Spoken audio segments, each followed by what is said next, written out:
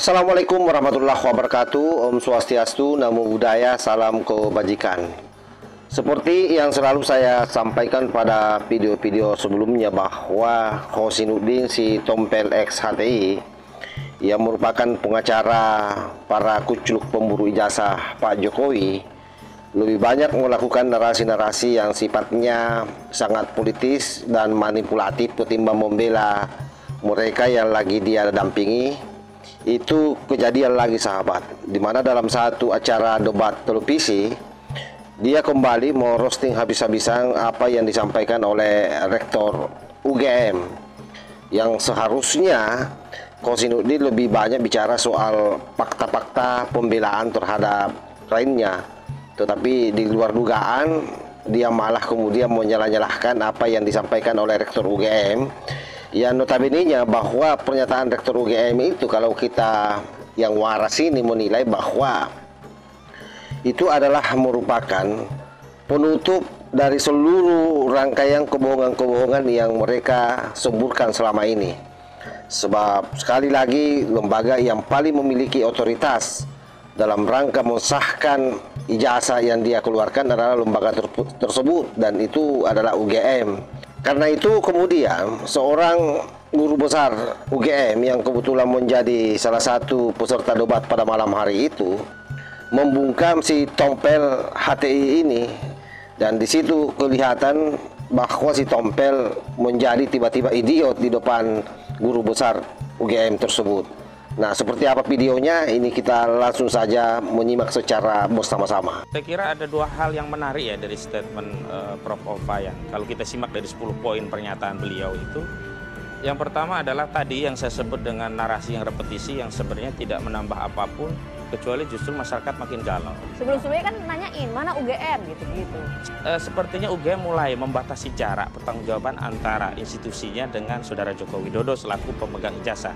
Apakah kalau menunjukkan itu sebuah kejahatan? Misalkan Saudara Jokowi nggak ada kewajiban untuk menunjukkan, nggak ada kewenangan Anda untuk melihat. Tetapi apakah kalau itu ditunjukkan dan masalah ini clear, itu sebuah kejahatan? Kan enggak. Dan seorang rektor loh, ini nggak main-main loh. Ya, pertama rektor ini kan tidak hadir dalam peristiwa yang dialami Saudara Joko Widodo saat itu menempuh di, katakanlah kalau benar dia kuliah di UGM. UGM misalnya, kalau UGM menunjukkan 34 data-data rujukan, apakah itu kejahatan? Enggak juga. Nah, pertanyaannya sekarang adalah bagi kita semua, termasuk kepada UGM, termasuk kepada Saudara Jokowi, ingin tidak sih segera melerai perseteruan anak bangsa ini agar persoalan ini segera tuntas. Kalau memang maunya panjang sampai pengadilan, nggak ada masalah. Nanti ada banding, ada kasasi, ada PK, oke, nggak ada masalah. Saya setuju. Kalau bicara soal yang ideal begini, itu kan, ini ujungnya kan tadi pertanyaannya tadi saya sampaikan kan, asli palsu kan gitu. Nah itu kan kalau ditunjukkan ya selesai. Ya. Kalau secara logikal normatif hukum, tapi kan juga banyak pihak yang percaya juga, misalnya Mas Rifai, belum tentu juga selesai, misalnya begitu. Tapi terlepas dari itu begini, perlu dilihat ya, ada dua hal yang berbeda sebenarnya. Kalau yang dalam konteks tadi sampaikan Bu Rektor, itu kan bahwa UGM punya bukti-bukti itu. Tapi kan ibaratnya itu dokumen yang nanti diperlukan bisa disampaikan dalam proses pengadilan, ya. Nah tentu UGM itu punya badan publik, sebagai badan publik ya. Kita juga, saya kira dugaan saya ada semacam kewajiban juga sebagai badan publik kan untuk menjaga misalnya ya kategori-kategori informasi publik mana yang misalnya, nah itu kan diuji juga oleh Komisi Informasi Publik misalnya begitu ya. Nah saya kira di sini yang saya kira informasi sejauh mana itu bisa diungkap atau tidak itu harus dikelirkan dulu ya. Nah peran UGM itu sebagai lembaga pendidikan gitu ya, yang kemudian menjaga proses pendidikan termasuk orang-orang ya mahasiswa yang berproses di sana gitu, dan itu dipertegas juga. Ada poin yang disampaikan Bu Rektor juga, ada tuntutan publik ya. Kalau kita lihat di medsos saja itu kan selalu orang nanya kira-kira apa sih ini keterangan dari pimpinan UGM kan gitu ya terkait dengan isu yang berkembang ya, dan dari dulu selalu pertanyaannya sama. Ya tadi ya, pertanyaannya kan pertanyaan banyak, tapi kalau dikerucutkan cuma satu, apakah ijazah Pak Jokowi ini asli apa? Berarti jawabannya nggak asli kan gitu. Jawabannya yang banyak begitu ya? Iya gitu. Nah di sini yang kemudian orang berdebat secara hukum kan. Ya. Ini ijazah yang dimaksudkan secara ontologis ya. Itu yang apa? Apakah yang dikeluarkan UGM itu ya? Atau katakanlah sudah dipegang oleh alumni kan gitu.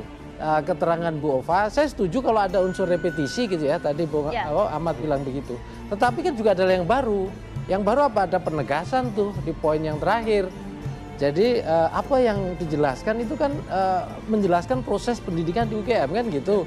Nah sementara gitu ya dari pihak kampus itu ya memang tidak punya otoritas, begitu sudah ijazah itu di luar dipegang. Tapi kan ada beberapa bukti pendukung itu kan yang dimaksud Mas Ahmad itu.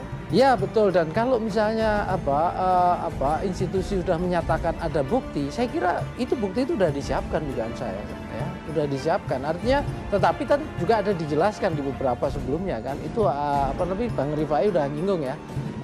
Nanti mungkin akan disampaikan dalam konteks ketika di pengadilan. Nah di situ juga ada beberapa perdebatan sebenarnya. Misalnya contoh ya, ada yang bertanya ya soal keterbukaan informasi publik gitu kan. Nah tentu di situ juga ada mekanismenya, termasuk kriteria apa itu informasi publik gitu.